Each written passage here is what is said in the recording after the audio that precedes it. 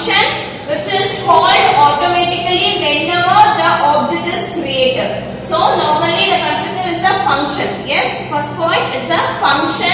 So it's a special type of function. They mentioned that it's a special type of function which is called automatically whenever the object is created. Whenever the object is created, it's called automatically, which is the purpose of this constructor. Yes.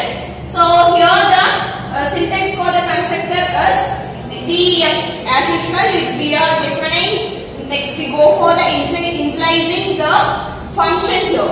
This is the function or method which is called function or method. So this is the body of the constructor here. For example, I am taking the small example for this constructor example. So class, obviously we know that keyword class followed by the class name. I am just making it as number. Yes, followed by colon. So here I am initializing taking the particular variable. So I am initializing as 101. That is 101. It may be any number here. So here I am calling the DEF and initialization process followed by self. Yes, I am calling the function, default function called self. So here same as self dot followed by the variable. Here I am changing the number value as 999. Yes, from 101 to it changed as 999. Right? So again I am calling read the number by again calling for the function of self. It's a default function. Self is a default function.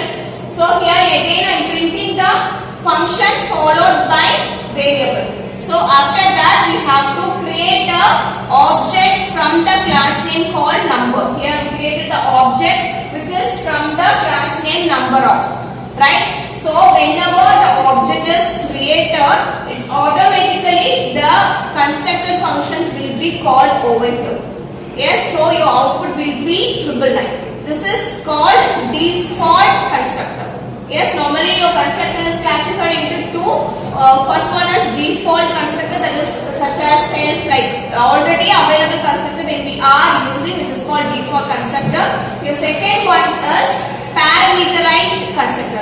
That is when the function with the parameters values followed by the parameter values, which is called parameterized constructor. Yes, so constructor is over. Next we go for the destructors. That is it's the opposite of constructor here. That is which is called when an object get destroyed. Whenever the object want to delete it, we can go for the destructor function here. So it is opposite pole of the constructor here. Yes. So destructor is very useful when you are releasing the some of the resources before coming out of the program. So it's normally used whenever you want to close the particular programs or particular resources. When you are before come out of the program, you can call the destroy function here. For example, closing the files or releasing the memories. For those programs, we can use the destructor function here. So destructor function is used by the keyword which can be called by the keyword del. Yes. So for example, I am taking here class, as usual class keyword followed by the class name. I am taking it as vehicle. Yes, DEF as usual I am defining, initializing and calling the default method. Yes, default function called self. Yes, complete the printing that vehicle creator. This is normalized function. Yes. Next I am calling DEL, that is destructor function, which is called deleted function, destroying the object here. So when I am calling DEL by using the as usual SEL self, I am deleting the self here. So automatically the destructor, whenever the destructor is called, the object will be destroyed over here. So whenever the destructor called, automatically the object will be destroyed. So I am calling the vehicle, this destructor is called, so the vehicle is deleted here. Yes, for the main function I am calling, taking it as vehicle function.